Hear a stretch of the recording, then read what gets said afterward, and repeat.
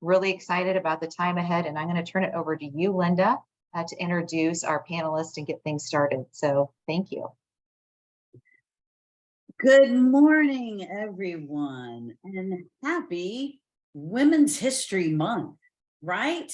So first we had Black History Month, then we have Women's History Month. I would argue that we should have these months because we should be celebrating all the cool things that we do and who we are all the time. But you know what? For now, we're going to keep our months, and then we're going to keep going even after our months. I am so geeked about this session. I am just telling you right now. I am just telling you. I woke up this morning and I was on my iPad. You know, we had a speaker last year that said the first thing you should do is not touch your devices, but to touch something living and breathing, either your partner, spouse, or your animal. I patted my husband and then grabbed my iPad so I could start prepping and being ready for this session today. So first, what I want to say to all of you who have joined us, thank you so very much. And I am going to emphasize this for you. And for some of you that follow me on LinkedIn, you may have seen me post this morning. We have seen a trend, and this is across not just women in high tech, but everywhere. We're seeing a trend since COVID of registering for events and then kind of going, I don't know, I'm tired, it's rainy, and not going. And, there was somebody very wise. Her name is Jordan Coleman.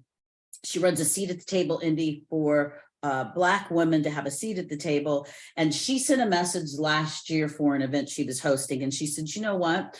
I appreciate that you bought a ticket and that you want to count it as a donation, but I need you here. I arrange for things to have you here because I need to engage and want us to engage in conversation that's for the betterment of our community. So if you just want to donate and not show, that's okay. But when you're here, we love it. And so I just have to tell all of you today that I love it that you're here. If I could buy each and every one of you a coffee, I would. So maybe just over the next year, I'll be taking some of you to coffee. And especially those of you who know me, I choose good coffee places. And sometimes I go to those places where they add a little extra zing to the coffee. So again, thank you so much for being here. For those of you, we have an awesome panelists today. So let's just get started. And, for those of you that registered for the event and you saw the graphic, that graphic, and I'm going to share with you, was created with the Lensa app, which the Lensa app is an AI app. And so if you see here, this was the graphic you saw. Two of these graphics are, one is yours truly, and the other is a former president of Women in High Tech, Rebecca Borman.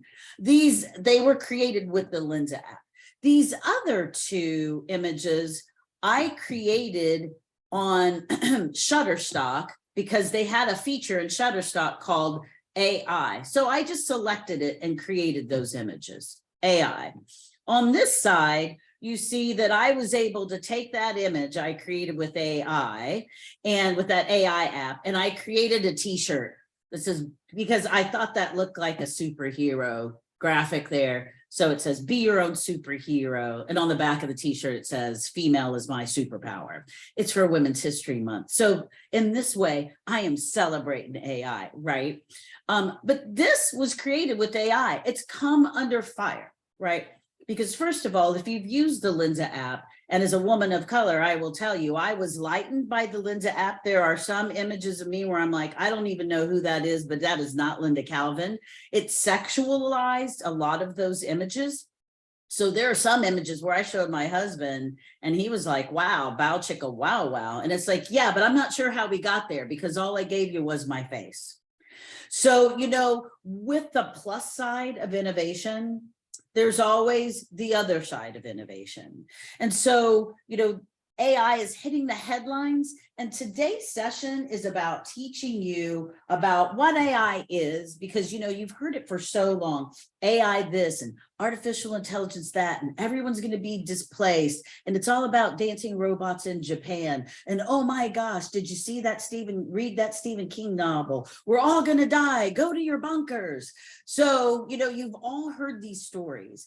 And so what we're here to do is level set. Help you understand from these powerful women. And first of all, you need to take a picture of this screen right here, because it's awesome, right? But these powerful, smart women are here to educate you today on what you need to know about AI. And so you will leave today with resources that you can access to learn more information. When you go to your dinner this evening with your wine and the delicious fish, you can dazzle your friends and guests with your new knowledge, but also to help you develop professionally and personally. So I'm going to share some quick stats with you and then introduce our panelists. 35% of companies are using AI, and 42% of companies are exploring AI for its implementation for the future. And this is according to the Tech Jury article. 91.5% leading businesses invest in AI on an ongoing basis. Gartner tells us that customer service satisfaction is expected to grow by 25% in 2023 in organizations that use AI. If you think you're talking to a person when you go to Amazon to complain about the delivery that didn't get you, you're not talking to a person. In any of those things, you're not talking to a person yet. Not yet. That's AI. Also, McKinsey, actually, now if we think about AI priorities, McKinsey reports the following risks and urge companies to prioritize these risks as it relates to AI. One is cybersecurity, personal privacy, compliance, and explainability, ethics.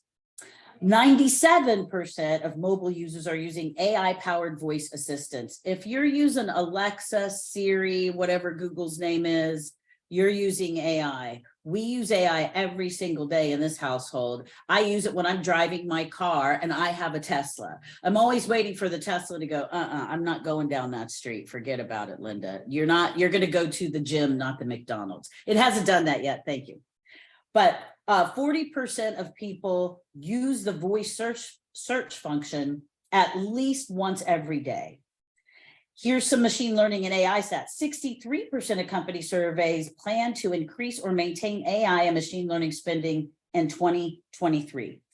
38% of employees expect their jobs to be automated in 2023, and 13% expect AI to eliminate positions entirely in the industry. But despite that negative perception, AI tech is expected to create 12 million more jobs than it is to replace.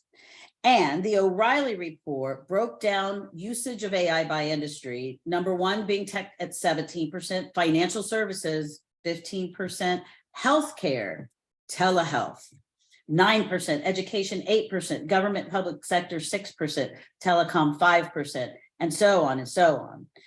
And if we think about, artificial obstacles to AI adoption, what we have, CompTIA is reporting that the lack of skilled individuals will result in hiring shortages and unclear ROI statistics. And I can tell you on and on and on. If you Google AI, and don't do AI, do artificial intelligence, because I did AI statistics and I got Allen Iverson's statistics. So that's what we're looking at. And so how do we prepare for this? So that's why we have these awesome women here today. And I'm going to start on the top of my screen of my Brady Bunch squares. So our first panelist joining us is Ji Hu. She is Associate Laureate, Principal Data Science Manager, Industrial Biotechnology Data Science Lead at Corteva Agrisciences, which used to be Dow Agrisciences, is where I came from and grew up. Welcome, Ji. We have Jessica Marty, who is a research informatics project manager at Eurofins Discovery. She's also an alum of Corteva Agrisciences. Thank you so much for being here, Jessica. And last but not least, we have Professor Renée Cummings, data science professor of practice, data activist in residence, and I love that, data activist in residence at the University of Virginia. All of these women are so distinguished. Thank you all, ladies, for being here today. I will be asking questions. You can type those in the Q&A. We're trying to keep this interactive, but we're going to get started, but I'll monitor the Q&A. Please type your questions there so I don't have to try to manage chat and Q&A, if you will. And at the end of the session, we'll do the drawing real quickly. I'll show you for this lovely notebook that I designed with the graphic. Another notebook I had designed this graphic when Dr. Sophia Noble spoke for Ivy Tech when I was there in 2021. And this was created by local artist Shantae Lewis. And 2 books, Algorithms of Oppression, which is awesome. I read it, I love it. And The Age of AI, very highly rated. So these are the giveaways, along with the big giveaway, which is an exam voucher for Azure AI Fundamentals certification. So that's at the end. So stay tuned. Right now, we're just going to lean in and we're going to get this party started. So, all right, Professor Cummings, the first question is, what is AI? Help us demystify AI? And I'll go to you first. Thank you so much, Linda. And of course, it is such an honor and a pleasure to be on this very distinguished and esteemed panel. So AI is basically artificial intelligence, and artificial intelligence is really about our computer mimicking or performing tasks that usually require human intelligence. Are you hearing me properly, and are you seeing me properly? We hear you, but your screen is flickering. Okay, I don't know why that is happening, but I'll stop it for a while and let's see if it comes back, right? So it's really the computer being able to do tasks that are often performed by humans, mimicking human intelligence, things like image recognition, speech recognition, translation, things like analysis and summaries and recommendations and predictions. And artificial intelligence is powered by this very, very powerful thing called an algorithm. An algorithm is like a recipe. And you're thinking about putting all these things together. These things are data, putting data together in a mix, and really coming up with statistical and mathematical and computational formula for the data to do something very specific. So some of the examples we give would be if you use Netflix, or if you've done online shopping, or if you've applied online for a credit card, or if you've applied for a student loan, or if you've applied for mortgage or any sort of financial services, you have already come face to face with AI. If you have a smartphone, if you have used any social media platform from LinkedIn, Instagram, Facebook, any of the Snapchats, any of those filters, all of these are artificial intelligence tools. The thing about artificial intelligence is that what we think we know about it, we may not know everything about it. It is so very powerful in that it has the ability to transform just about every methodology that we have been using since the time of history. It has the extraordinary power to use data to provide or develop systems that are excellent, systems that are efficient, systems that are effective, systems, as I said, that are life transforming. But there are challenges. The challenges would begin with the concept of data. And this is where data activism comes in, because we cannot have artificial intelligence if we do not have data. But we're finding that our data sets are presenting some very unique challenges for the individuals who are designing, developing, deploying, and adopting. And those challenges would be diversity, inclusion, equity.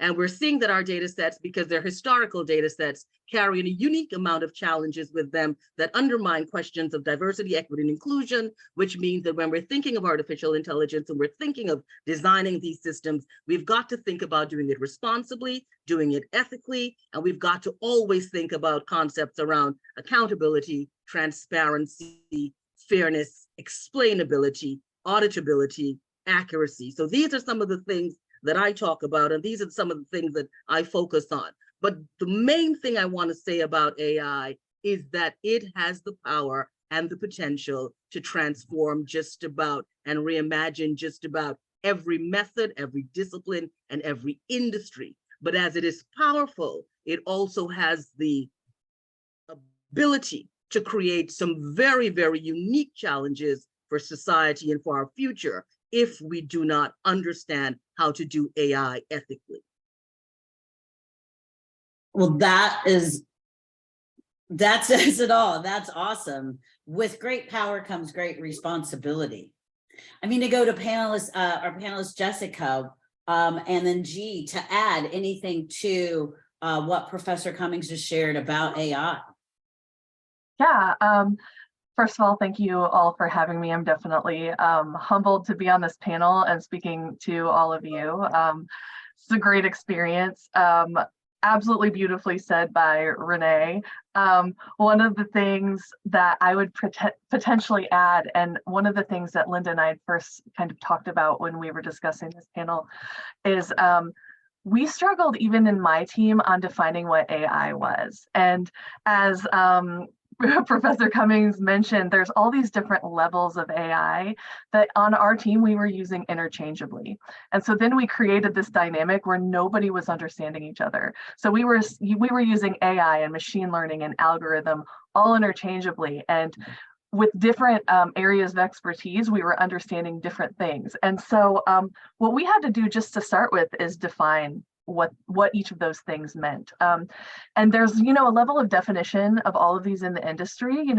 There's machine learning, there's AI, and then, machine learning we would consider a branch of AI. And then there's predictive modeling, which algorithms feed into. And so understanding what that hierarchy looks like was really pivotal in us even being able to manage a project, because otherwise we had our machine learning engineers talking about algorithms and hyperparameters and really technical details. And then we had some of our, marketing people or even our data scientists that were like, wait a minute. And then you go on a higher level, and a lot of people think of AI as one thing we mentioned on the call yesterday being robots or, something futuristic, when really it's right here today. And we don't necessarily see it right in front of us on a daily basis, because it's not, your Hollywood version of a robot or a movie AI.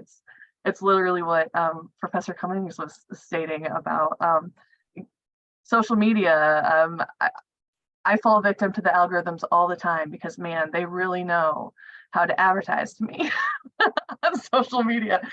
But at the same time, as a woman in tech, I kind of embrace it. I'm like, great, now I don't have to do any research. It's just there for me. So that's my addition. Yeah, very well said, Jessica and Professor Cummings. So hello, everyone. I'm G. So I am a data scientist. I'm doing data science research right now. So my understanding of AI is that I think AI is a very broad term.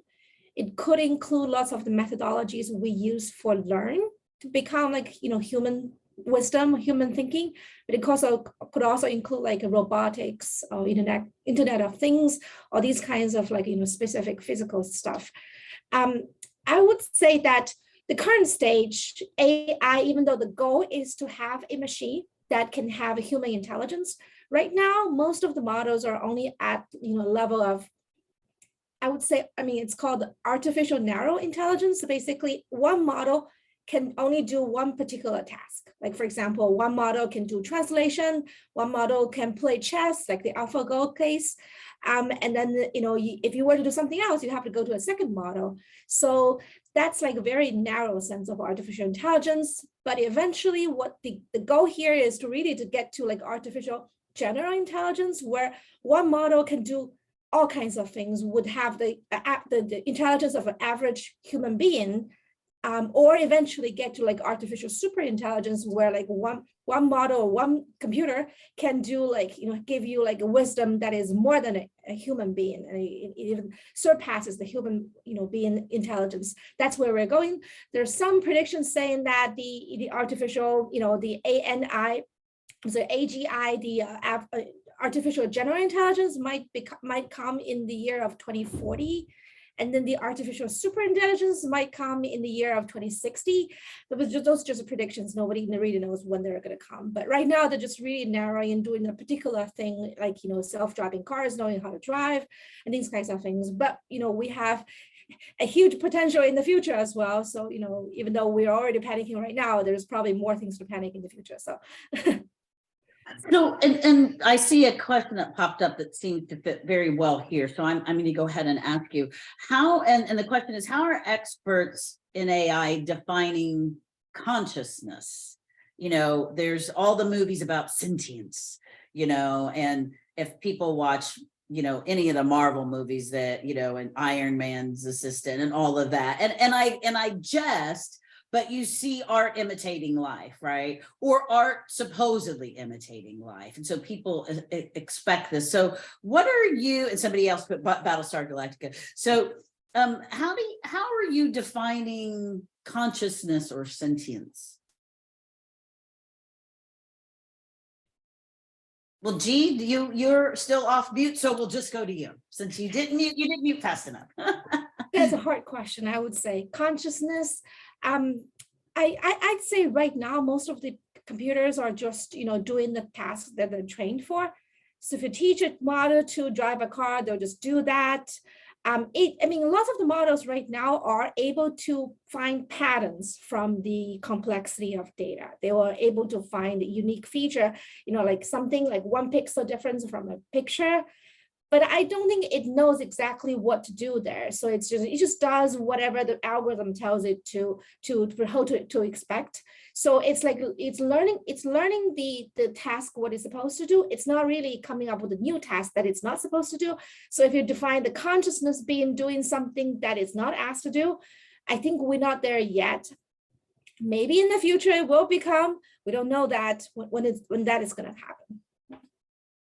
Professor Cummings, do you have, this seems right there. I think, the question of consciousness is definitely one we've been hearing more and more in AI. How do we define consciousness? How do we make or develop consciousness in machines? How do we give machines emotions? Questions around morality. These are all still questions. There are no definitions. I think Jessica spoke about it when she said, one of the things, and I always say it as well, about AI, it is still very undefined. The only definition about AI is that it is still undefined. So these are excellent questions, philosophical questions, questions around morality, questions around emotions and affect that are being asked. But definitely we're not seeing that, or we're nowhere close to that yet. And I think these are some of the questions that create this mystery, that often create the fear, that often creates this anxiety that we have towards technology. And as we democratize, demystify, and decolonize technology, we're realizing that what people really need is awareness, education, information, and the ability to engage with technology. We don't have computers at this stage that have any level of consciousness. I think as human beings, we're still trying to work ourselves through consciousness as it exists or has existed since the beginning of time or pre-time. So I think it's an exciting question that is, creating a lot of conversation, but I don't even think the experts are there yet. Thank you. Jessica. I don't have a lot to add other than that. It's probably something that I would say throughout this conversation is we're at the point now where we get out what we put in. And a lot of these concepts around emotion and consciousness and things like that are so variable across people that it would be really hard. Like, we're not, just as Professor Cummings mentioned, we're not in a position to where we could even expect a automated system to do that. I don't know if we can do it ourselves as, as humans. And so it's something that, I'm actually really glad we're having the conversation early though, because you never know. And I think there's a comment here, we don't know what we don't know. And so as we start thinking through that and what the future looks like, it's definitely good to be at least prepared. And if nothing else, to continue to demystify and reduce the fear and, you know, some of these things that, you know, have been created in some of the more spectacular visions in Hollywood and things like that. Excellent. Thank you. That was great. That was really great. And I think you're right. You know, that fear factor is creating, and, you know, plus our zeitgeist now is everything's true on the internet. And so you have all kinds of people postulating all kinds of theories, and it's important that we're having this conversation right now. So let's take this down a level. I saw an article this morning in Medium, and he wrote, "The GPT hype cycle. Some AI engineers and investors are urging caution around the hype cycle of generative AI, saying they're getting a case of deja vu." So everybody needs to, right now is a perfect time to go, let's listen to our experts right now. And then let's have these important conversations. All right, my next question, and I lost my questions. My next question is really around the same definitions, and we'll go, G, I'll start with you. So there's AI, and then there's machine learning, and then there's deep learning. So they all go together, right? And honestly, someone asked me the other day, well, Linda, what do you think about it? And I said, I think you should go to our session on Friday because I don't know. You know, I don't know either. So help us understand. You have AI, and then you have ML, and then you have deep learning. Yeah, I think if you read articles about it, people would say that machine learning is a subfield of AI, and deep learning is again subfield of machine learning. So basically, if you think AI is the concept of computers having human intelligence, machine learning is just the algorithm and the model, the process that a computer gains the intelligence. So it's a method that it learns things from the data, etc. So there's usually a training process that involves, you know, repetitive, you know, iterative training based on a large amount of data. So there are many different kinds of machine learning models you can use. Deep learning, compared to more of like a classical machine learning, deep learning is deep, you know, by its name. It just means that the model is a lot more complex. It's more layers, in more complexity in the data. And so because of the complexity and the fact that it's able to use a large amount of data to train, it's usually requires less of a human intervention. So unlike the traditional classical machine learning methods, there's lots of human steps where you may have to do like a feature extraction or defining what features you want the machine to learn from. Deep learning usually just learns those features themselves. So usually, like, you know, for example, like in the case of ChatGPT or, you know, GPT language models, they just train, they have like very, you know, standard, you know, huge data model with like, you know, billions of parameters, but then they just train with a huge amount of data. And there's very little human input in terms of the training process or parameters they use. So that's— So AI, is AI then the result of ML and then DL? So what you're seeing and I'm showing you is the result of these others. Is that accurate? I see head shaking. I Yes. think AI is the broadest term. So it comes from machine learning by learning something, and then it's being used for things like, for example, robotics and others. That's the applied component that's also part of AI. Yeah. Professor Cummings. I think there's not much I can add. Thank you for that fantastic definition. And I think it really is, I think for people to understand it easy, just think of the brain, think of those images we've seen when we see inside of the brain. And it really is processes that are trying to mimic everything the brain does. So deep learning is trying to mimic what we call our neural networks, right? So the things that we have inside our brain and how deep we think. When we say we are in deep thought, it means we're going deep into our brain and trying to figure things out. So deep learning is very simply that layering process. How do we get to those insights? How do we get to the kind of thinking that is going to be critical thinking? And it's just trying to mimic the machinery of the brain in the machinery of the computer. So as G said, it's really just different processes that give us the end result. So when I spoke about the recipe, so we have the data in there, we have the math and the computational and the statistical formula coming together to give us that end result, which is the either an algorithm that's giving a prediction, a recommendation, a summary, some sort of hindsight, some sort of foresight, some sort of oversight. So all the things that we do, the thinking processes that we engage in as human beings, all being mimicked by this computer. So it's all different levels of learning as we learn things. We learn things from seeing, we learn things from hearing, we learn things from speaking, we learn things from feeling. That's the part we have not really got to yet with AI, for the machine to learn from feeling, and that's where that consciousness and mindfulness and all those great things come in that we are not there yet, but trust and believe someone is working on it, trying to get us to that place. Thank you. Thank you so much. Jessica, anything to add? Gosh, those were beautiful explanations. I don't have a lot to add other than that.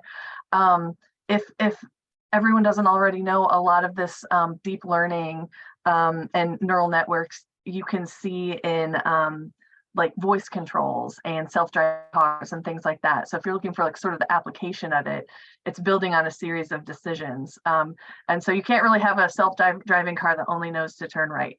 It has to know to turn right based on a certain series of data that you're inputting. So that's all I would add, is just the application of, real life situations. Excellent. Thank you. And so, Jessica, you can stay off mute, because Okay. here's to me is one of our big questions I wanted to answer today. So what is the big deal here? I mean, we're here talking about this because this is apparently a big deal. So Yeah. what is the advantage of this? Why is this so important right now?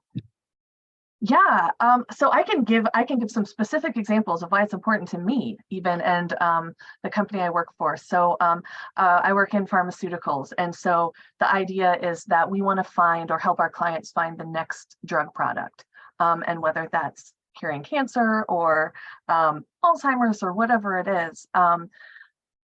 As many people probably know on the call, and even some of you, to get a drug to market, you're looking at least 10 to 15 years. And it goes through, the research and development process. It has to go through the FDA approval and things like that. And what we think and what we're trying to do is cut that process short by essentially creating data in silico that we would otherwise have to test in a lab setting. And so it does a couple of things for us. And so looking at the positive side first, this can shave years and millions of dollars off of drug discovery. So this is huge, not only for us, but for our clients.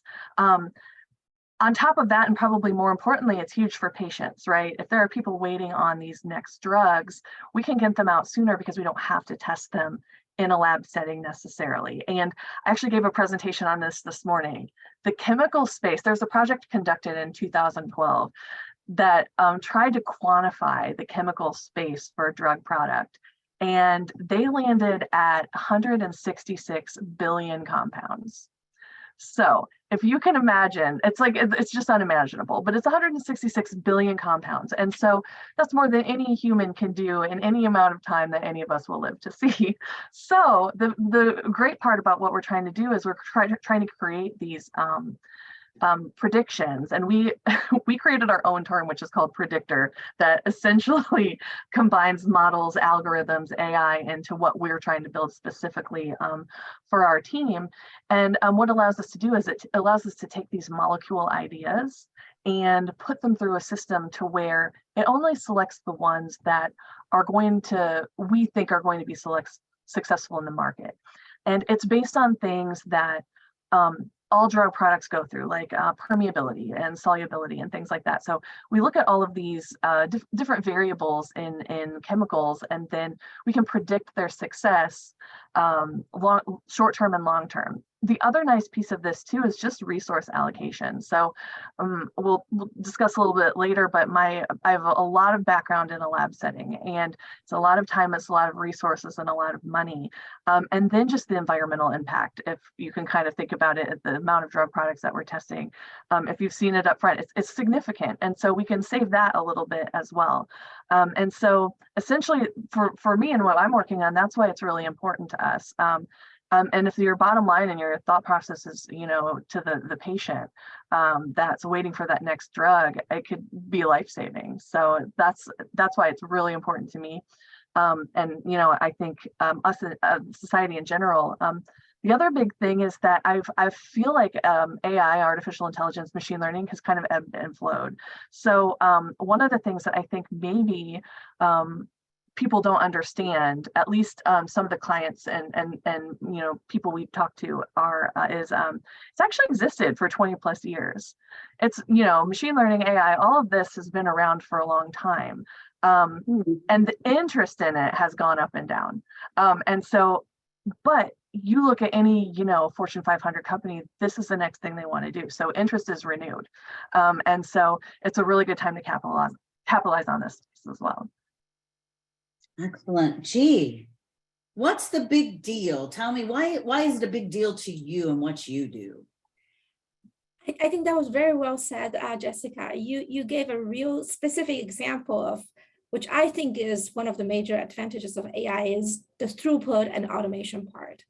Because a robot is tireless, it can work 24/7 day, right? And then, it does not get bored. It can go through, this kinds of repetitive kind of work, going through, searching the whole chemical space, looking for the chemical that might work, tirelessly.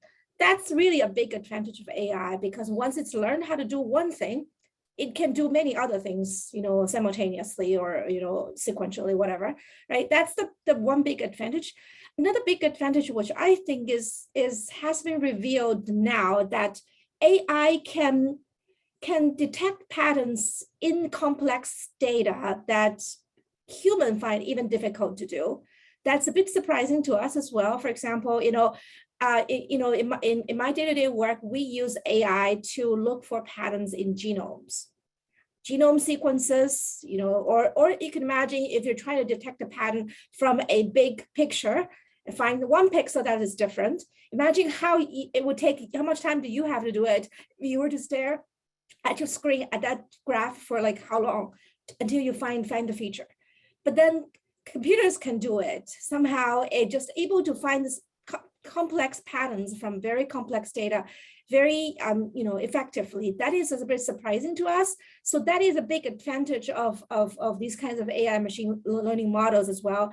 That does things that people are not able to do. Like, for example, the AlphaGo, originally maybe the first generation of the models for playing chess, right? So they were able to to mimic patterns of how human experts in playing chess can do.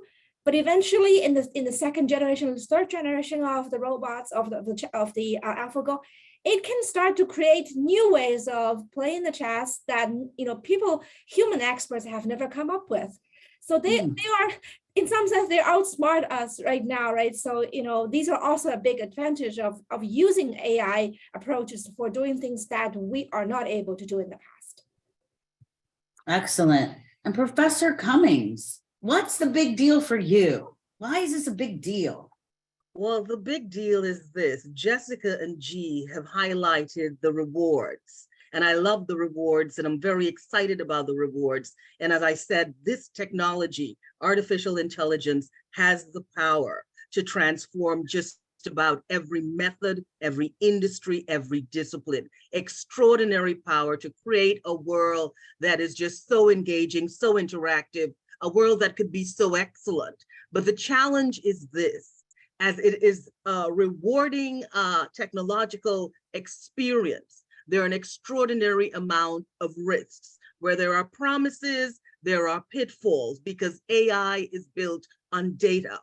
And our data sets have proven to be very challenging when we think about historical data sets, when we think about the biases and discrimination and stereotypes and systemic racism and historical harms that are baked into our many data sets, then we understand why we need to have AI ethicists like myself and data ethicists and data activists, because there are things we don't know. We are using this technology in a way where we are still experimenting. And as we are experimenting with this technology, we're experimenting with human lives. We're experimenting with human futures. And this is why we need to build mature AI, responsible AI, trustworthy AI. And if we are to do that, then we've got to do this thing ethically. So I come in because my work is celebrating the rewards, but bringing you to a position where you understand the risks, where you understand the pitfalls, where you understand the kinds of crises and the long-term impacts of technology and new and emerging technologies such as AI on society. So my work is situated in that space of accountability. How do we make this technology more accountable? How do we ensure this technology is transparent? How do we ensure that this technology is explainable? Because what we don't know, it could be decisions are made about us hundreds of times, if not more, we don't know, using algorithms and the ways in which we interact with algorithms on the internet. So my work looks at data and the data that's used to create AI, and the kinds of decisions are being made by AI, what we call algorithmic decision-making systems. And I look at whether or not these decisions are democratic. I look at how an algorithm could deny agency and deny the ability to make autonomous decisions, how it can deny the amount of information that you need to make those autonomous decisions. And I look at some of the risks, deep fakes and disinformation and disenfranchisement and disempowerment, because these are all things that algorithms are doing at the same time. So this is why we need to have these auditing systems to audit our algorithms. And this is why we need to ensure our data scientists, and this is where the bulk of my work is at the School of Data Science at the University of Virginia, where we're ensuring that our data scientists are getting that ethical perspective, are understanding why ethics are so critical, understanding the impact with what we call socio-technological systems. And that's what an algorithm is.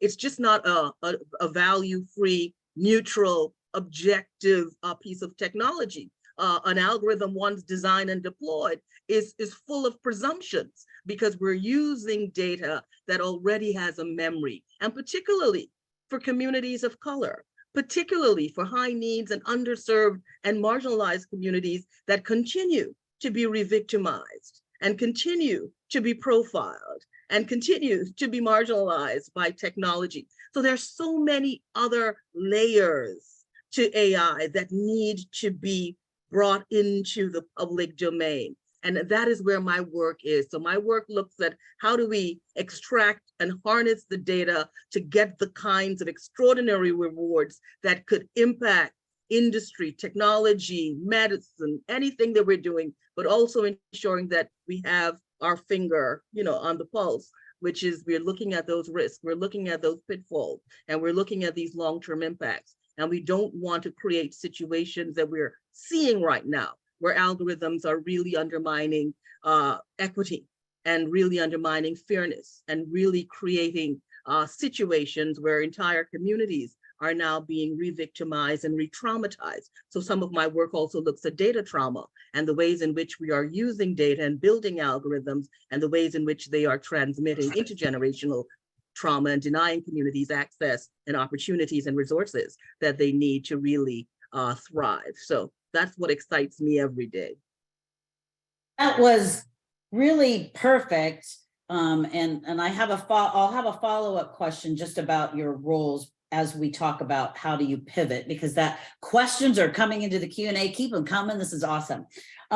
So since we're here, that just really, there's a question here in the chat. What are each of you doing to shout out the message that if we were to improve the ways that humans use AI, rather than just improving the AI, we could get a lot done to meet human needs? For example, in New Zealand, marginalized communities learned how to use AI to revive and preserve their ancestral language. So, what I'll do is for this question, I'm going to open it up, panelists, for you just to jump in and answer. I could jump in here. That's an excellent question. And the New Zealand example is a perfect example that speaks to questions around data ethics and, of course, data activism. Because what we're seeing in New Zealand and what we're seeing in many of our indigenous native communities is what we call data stewardship. So it's a form of the public and individuals getting involved in the ways in which technology is being used, getting involved in the governance of technology and the regulations and the policies. So you have in New Zealand indigenous communities and of course the Maori people who have come together and said, we can use this technology not only to do things to lift us up as a community, but we also need to have a voice in the ways in which our data is being used, because these are the things we've realized. So every time we come on the internet, and when we look at our history of usage of our technology, we've all created these data points. And these data points have been used to create these profiles about us. The thing that we need to think about within the realm of data and AI and these algorithms is that our data is not only being monetized by these big tech companies who are making decisions based on our data, because you can ask the question, how did Facebook or Meta become so powerful in the world? What were they selling, right? They were selling us, our emotions, our friendships, the things that we shared, the things we liked, the things we didn't like, all those fantastic photos that we shared of ourselves, us not thinking that they would be scraped and turned into technology such as facial recognition. So your data is being monetized, your data is being optimized to create these types of decisions, but your data could be also optimized to create oppression, like in Dr. Sophia Noble's book. And your data is also being weaponized against you, as we have seen for many individuals, particularly Black and brown men, who have become the victims of a technology such as facial recognition, where they've been wrongfully arrested because an image produced by the computer says that you look like this person who was perpetrating a crime at a particular place or a particular time. So when we think about AI, and when we're thinking about these technologies, and we're thinking about the great things that we can do, and as I say, I love AI, I love data, it gives me life. I just love the kind of potential and the promise, the extraordinary promise of this technology. But questions around equity, critical. Questions around inclusion. Who's at the table? Who's designing? Who's developing? Who's deploying? Who's doing the adopting? If we deploy an algorithm in a human resource setting, are we making the best decisions? If this algorithm could be built on biased data? What about questions around accessibility, questions around disability, questions around ability, question around power? So the thing about this technology is that it is super powerful. That's why everyone's into it. You know, that's why those big companies want our data. That is why they're using the data to make these amazing decisions that can transform the world. But we've got to ask ourselves, transform the world for who and transform the world for how many? And that is why we need to pay attention to diversity, equity, and inclusion, and justice, what we call the JEDI principle, right? So it has to be justice oriented, it has to be trauma informed, it has to be diverse, it must be equitable, and we must see inclusion, inclusive innovation, inclusive technology. And if we're to get all of those things right, then we are building an AI that we can trust, an AI that is responsible. If we don't get that right, then we have the potential now, a disastrous potential, where this technology may be used to further marginalize and further sideline entire groups and entire communities. And that's what we don't want to do with this technology. Amazing, amazing. Thank you. Thank you so much for sharing that. Gee, Jessica, anything to add? Yeah, that was great. Thank you, Professor Cummings, for voicing the, ethics and these kinds of, equity issues. Those are definitely relevant. In the world, probably more for Jessica and myself, we're more working in the scientific world. So we are using AI, machine learning, deep learning approaches to solve problems that are different from, self-driving cars or drawing paintings or, these kinds of things. We're working on solving scientific problems, right? Discovering drugs or discovering new things that might be relevant for scientific interests. So for example, what I do right now is that I'm a computational biologist and computational data scientist by training. So what we do is that we use machine learning and deep learning approaches to help us discover interesting chemicals that can be used for crop protection uses. So, these are chemicals that can have, for example, herbicidal, insecticidal, fungicidal activities that can protect our crops, and help the farmers to increase their yield, increase their economic earnings, and that's the things that, AI and machine learning approaches can also be leveraged in the scientific area. Jessica. Yeah, agreed on both fronts. And one of the things, if I haven't already said it in this call, bad data in, bad data out, right? And so I know I've said it twice, but that's one of the things I try to keep in mind all the time when we're building things out. And so, to G's point, yeah, we're creating these scientific models and things like that. And I think what's interesting and sometimes lost in terms of machine learning is, yes, we're teaching a system to learn, but the data is often a snapshot in time. And so if you have this certain data and the data is biased going in, like even I try to think through even, okay, the doctors will send clients or send patients to get tested for various things. And if that doctor has a bias, that goes into the data set that eventually is going to feed into our model. And so as that continues to grow over time, I mean, that can be significant, certainly. And so, as we're seeing articles coming out, if we, let's start with the largest umbrella, right? There is a huge difference in heart attack symptoms between men and women. And it's just one of the things that came to my brain, right? So half of our population, doctors really don't fully understand what a heart attack looks like. And then that's just women. Now, then when you take it to a scale further to where okay, that intrinsic bias exists even more in people of color, and then even more in women of color. And then all of that data gets pulled back into treatment, right? And so when we're looking at that treatment data and trying to build predictors and models around it, is that data good to start with?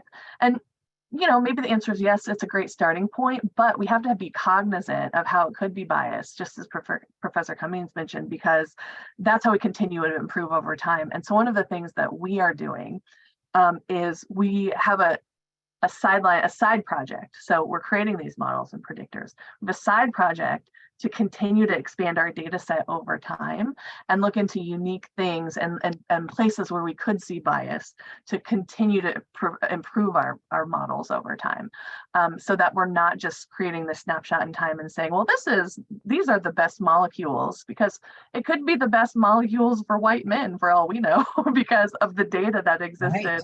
Right. And so, and it's, again, I think I really like the comment before, we don't know what we don't know. We will learn that as we go and as we stay cognizant of what we're doing. But the really important thing is to just continue awareness of that and have good ethics as you're continuing moving forward.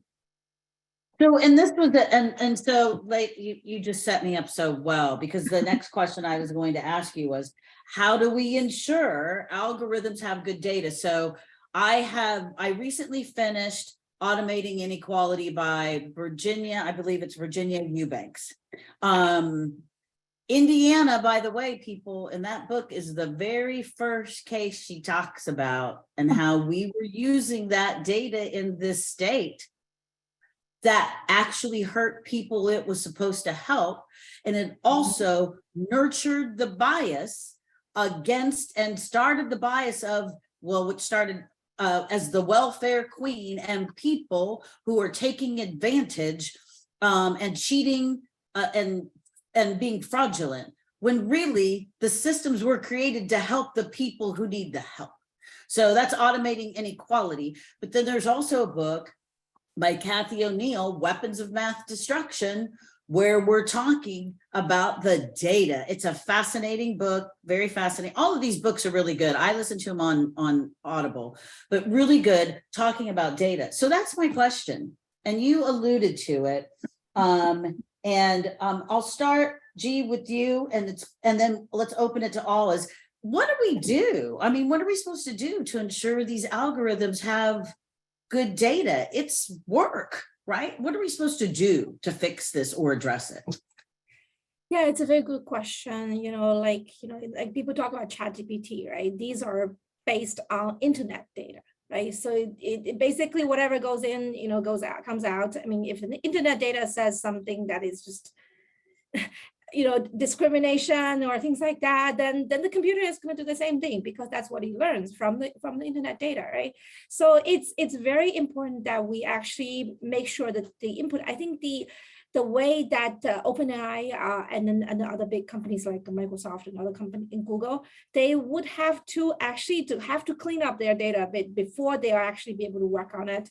Lots of these are from a technical perspective, like they have to filter out those sentences like too short or broken, no good grammar and things like that. They have to remove those bad text to be able to have the model to train properly. So lots of data standardization, having a good quality data as input is very important to ensure these things, that will ensure the model that will work properly. But there's also, these kinds of bias questions, things about certain ethical groups that are underrepresented in their opinions, in their text input into this kinds of things. Those will also have to be taken care of by, I suppose government will have to play a role there. I mean, the regulatory agency will have to play a role there. And the companies will also have to, we probably have to rely on them to have some, good judgments in terms of how they control their data set, right? So, and then that's my limited understanding of it. I think Professor Cummings probably have a lot more to say about this kind of topic.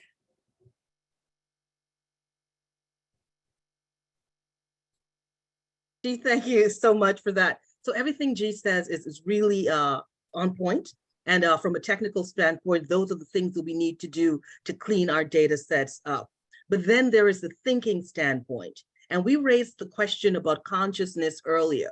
But what we're saying is that there is a new type of consciousness or a heightened type of consciousness that's also required as a prerequisite to debias the data sets, because what we have seen would be different individuals and companies and agencies that are trying to come up with algorithms to debias the algorithms, but they're not working as effectively as we had hoped. Because what we're realizing is that we have a history and our data sets have that history that we have.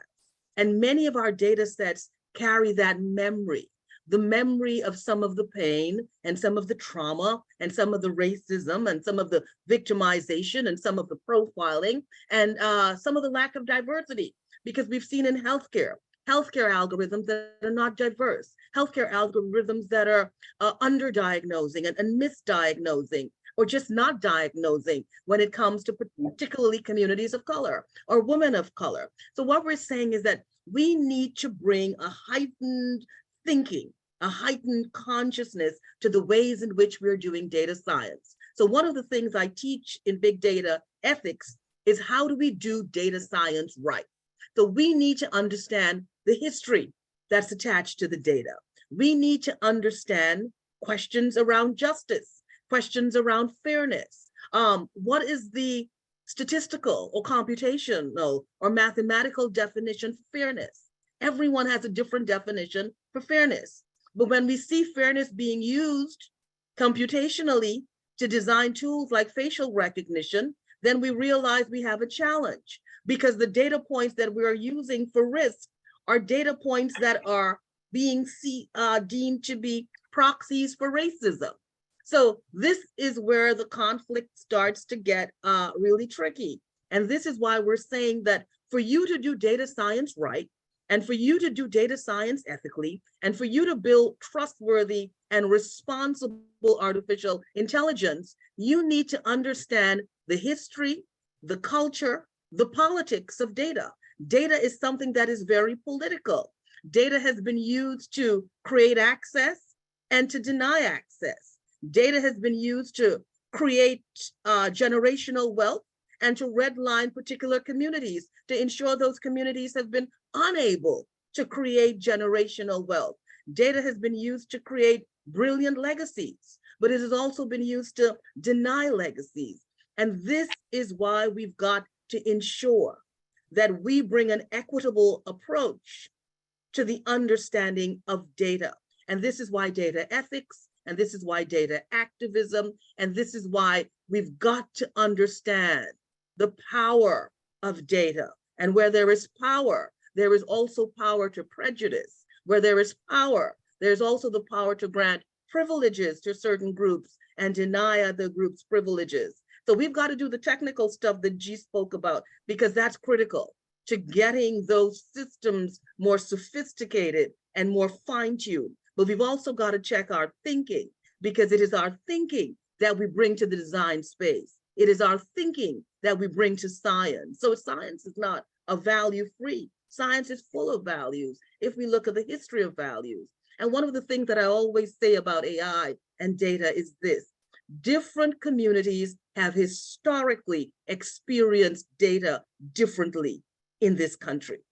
And that is the history that continues to be replicated and repeated. And that's why we are building brilliant technology, but that's why we're also building technology that has been creating a lot of challenges and a lot of crises. And that's why we're talking about AI so much. And that's why we're talking about the ethics. And that's why, if you've read Kathy O'Neill, who's also a visiting scholar at the School of Data Science where I am, and a good friend, if you read her book, you understand those challenges. And what she's saying is that mathematics and science is not value-free.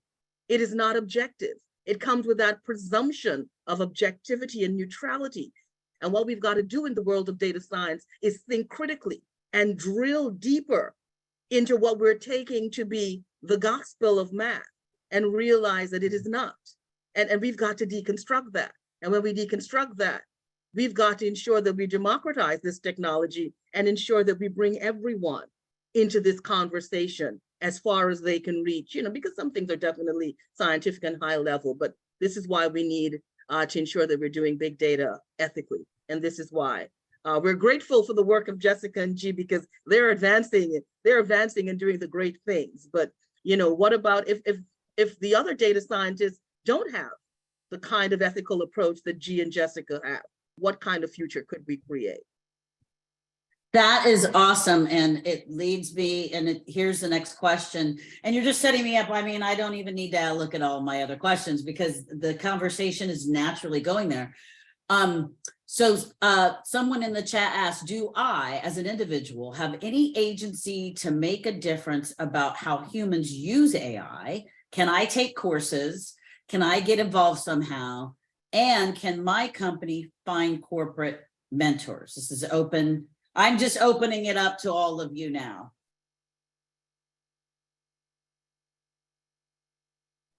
Okay. So of course you can, there are so many courses available online. There are many free courses available as well. You can start if you want to even go on the White House's internet, because there's something called the Blueprint for the AI Bill of Rights that is very powerful right now, that ensures that we take a particular approach that is diverse, equitable, inclusive, and justice-oriented to the ways in which we are building algorithms. And what the AI Bill of Rights says is, in its simplest of terms, when the Constitution was created, there was no technology in this state. So algorithms have created some very unique challenges for us on a civil rights and a human rights level. And we've got to pay attention to the ways in which we're developing, deploying, and we've got to ensure that we are continuously auditing algorithms and doing impact assessments. And we've got to ensure that we're protecting privacy, and we are ensuring that we're building secure systems, and we are paying attention to accuracy, and we're paying attention to accountability and transparency, and ensuring that this technology is explainable. So that's critical. How do you get involved? You get involved by understanding the power of your data. You know, we all do it, and we all are guilty of it. When we get a new program, when we're downloading an app, we're just clicking our way through and saying, yes, yes, I accept, I accept, I accept. And of course, we're not reading that. The question is, can we really read all of that information that these companies are providing? No, it's a way of deceiving us in the, what you call digital deception. You know, I was recently on the news talking about GoodRx. There were individuals were going on to GoodRx to see if they can access cheaper, of course, pharmaceuticals, because people who go on GoodRx are doing it oftentimes when they are most vulnerable, not knowing that GoodRx was selling that information, your data profile, to some very big name tech companies who were now creating ads and targeting those ads directly to you. Now, the federal agencies got involved. They were given a hefty fine, and they had to send out, of course, an apology to all the individuals who used GoodRx during that time, whose data were compromised, right? So we have got to think about, how do we get involved? Understanding the power of that data, understanding that your data is being used, understanding how that data is being used, and understanding that you've got to start to pay more attention now, because what we're seeing is that our legislators do not have all the knowledge that they need about this technology to really create the robust and a rigorous legislation that's required. So understanding that, you know, data is becoming our DNA, and data is being used to make some very high level decisions about us. And data is being used to design our futures. And we are part of that. So we need to start to pay attention to how we're using our data and how our data is being used. And we also got to think about these data brokers who are there on the internet, you know, scraping our data and using our data for different things. So it's just conversations we need to have. As I said, there are numerous courses available. There are many courses that are also free. There are many governments now that are offering free training around AI and AI ethics. And of course, if you're looking for a sort of corporate sponsor or corporate mentor, there are many agencies, organizations, and nonprofits, myself, who work with companies, who work in the C-suite, building that ethical culture around data and AI, and just building and sort of lifting companies up to tackle this journey. Because what we have seen from many of our big tech companies would be a lot of ethical theater, a lot of ethical performing, and not a lot of doing ethics as we had hoped. Thank you. Thank you.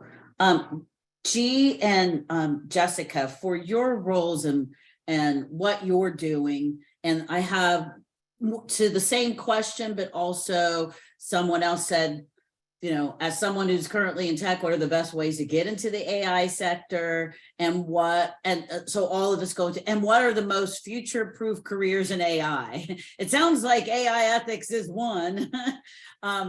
So real quickly, what I'll say before you answer is, in automating inequality, speaking of the memory of data, in one of the cases, it was in Allegheny County. If your parents, and if you as a child, your parents ever had engagement with the, and I can't think of the name of the authority right now, but there's a name of the authority, a welfare authority, essentially, in those services. Basically around child protection agencies. Yeah, that's right. If there had been engagement, that data was stored. And so so mom and dad have little Susie, and there's something that happens, and sometimes, because the way the algorithms work, it was making a decision about the parents that it was really just poverty, not abuse. But so, you know, and it's hard to take on the machine. So what happens though is that data was stored, and what the author, Virginia Eubank, shared was, When Susie grows up, and Susie is 17 years old, the encounter that happened when she was a toddler will be remembered in the data, and that will give her a risk factor of saying, well, there's a risk that she could abuse.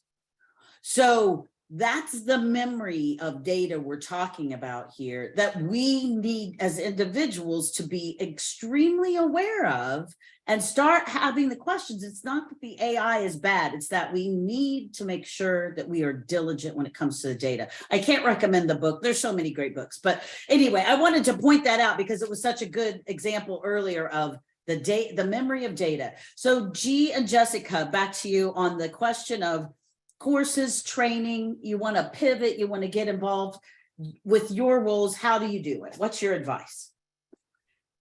Linda, I want to add to, I mean, Professor Cummings mentioned there's tons of information or courses that you can find online, Coursera or YouTube, right? It's free. I mean, you can just go to YouTube and just, type in some of the keywords. You can just find a bunch of courses already there, people posting videos of how to do certain things. You can learn a lot of things from there. I have benefited from taking courses like this, by going to, websites like Coursera or just YouTube. You can learn lots of things. Or if you're interested in reading books, I know that O'Reilly, some of the scientific, or technical publishers, they published a bunch of, cutting edge technical books on different kinds of topics of data science, machine learning, data engineering, robotics, etc.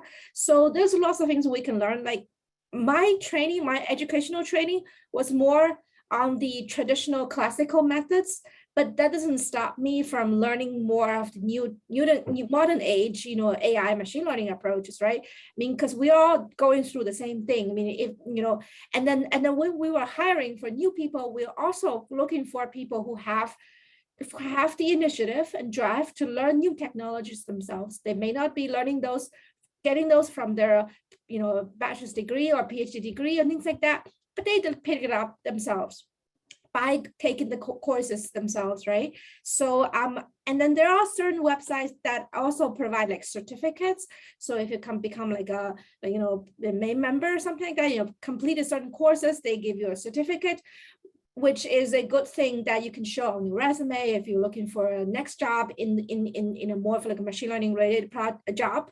You can use that, and then you can also participate, like hackathons, these kinds of boot camps, which you can do. That is very helpful as well.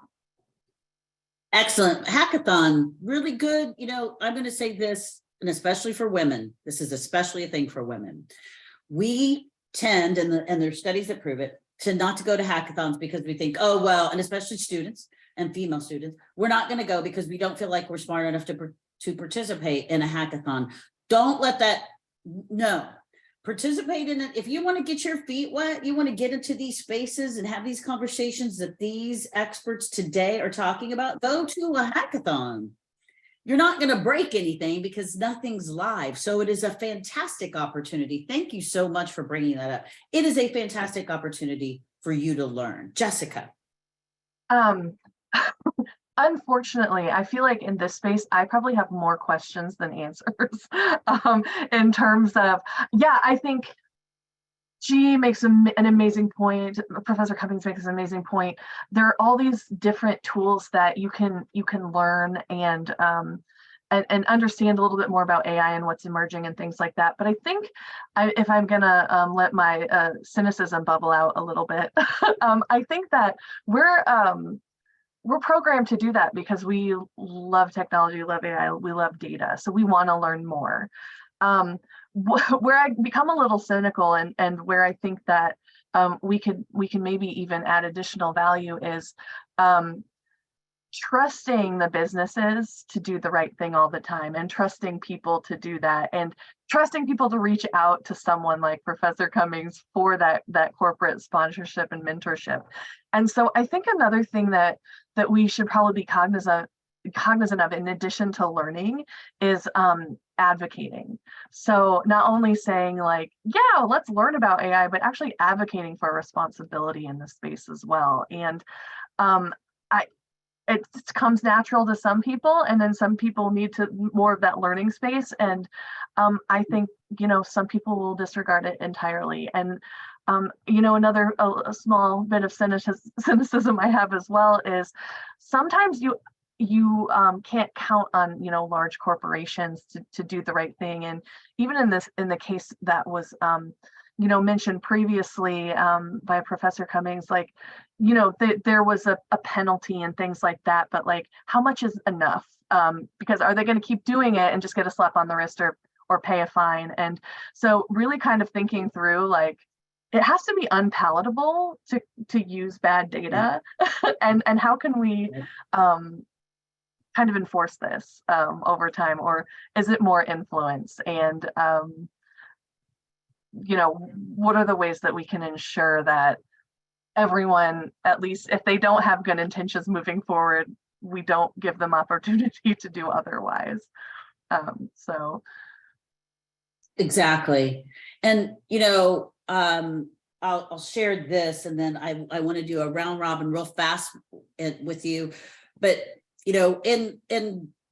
I don't know, I'm not going to pretend to be an expert, but I will tell you that in listening to these books, right? Algorithms of Oppression, The Age of AI, watching Coded Bias on Netflix, Artificial Unintelligence, another book, all of these books, all of these studies, the things that Dr. Cummings or Professor Cummings is doing in the classes that she is teaching, that those are great resources for those of you in the audience who really want to see the ethics side. And I think that's what we have to do. I think we have to make sure that as we do beautiful and wonderful innovation, that somebody is standing there going, hey guys, hey, listen, let's not widen this gap. We already have a gap. We're not telling you not to innovate. We're telling you to innovate with thought and purpose. There's another book by Afua Bruce and Amy Sample Ward called The Tech That Comes Next, what we should be doing. It's good technologists and the things that we should be doing next. So there's a host of wonderful books. Professor Cummings, I don't know, AI for All is an organization I'm aware of. Also, for those in the audience, there's Blacks in AI. There are AI ethics organizations. So real quick, Professor Cummings, I'll start with you. Can you tell us where you would point, two resources you would point people to learn more? I would say Ruha Benjamin's book, Race After Technology, is absolutely brilliant. I think that is a foundational text that everyone should read. And I think if you want a great organization to partner with, it's called All Tech is Human. It's run by David Ryan Polgar. It is an excellent tech nonprofit that deals with everything from democracy to human rights to diversity, equity, and inclusion. And if you want to do some more work around data science and becoming an ethical data scientist, there is no better place than the School of Data Science at the University of Virginia, where you would find me. And you could also find me just about on every social media platform and on LinkedIn if you'd like to continue this conversation. And let me just say, G and Jessica, you're absolutely brilliant. And of course, Linda, you're absolutely fabulous. And this was just a great thing for me when it came to thinking about International Women's Day and of course, Black History Week and just having all of it in this space. So thank you so much for including my voice in this conversation. And of course, to people who've been listening, thank you for the privilege of your time. Thank you, Professor Cummings. Thank you so much. Gee, Jessica. Yeah, Go first, Jean. Sorry. Go ahead. Yeah, I just left it my LinkedIn on the chat. So if you guys have any further questions, I have to be honest, I probably more for like a scientific geek person, so I tend to be in that area. But anytime you have any questions, good or bad, it doesn't matter. Feel free to reach out to me and we can have a chat. Awesome. Jessica. Same. I believe I put my LinkedIn at the beginning of the chat. I don't think I have any resources. I actually wrote down all of the books that you all were recommending so while we were conversing. So I don't really have anything in addition to what was shared. Yeah, it's been definitely agreed. Thank you, Professor Cummings, G, Linda, you're all amazing. It's been such a fun conversation too. So I'm so super excited about everyone's interest in this as well. So yes, so there are so many awesome books that you can read. Reach out to these women to get more information. I am telling you, if somebody says, oh, it sounds boring, it's going to be complicated, trust me, you're gonna listen and you're gonna go, oh wow, really? You will, I promise you. So we have a giveaway we're gonna do. Amber, do we want to do that live now, or do we want to reach out? We said we would do it and you had to be present to win. So do we want to do something right now?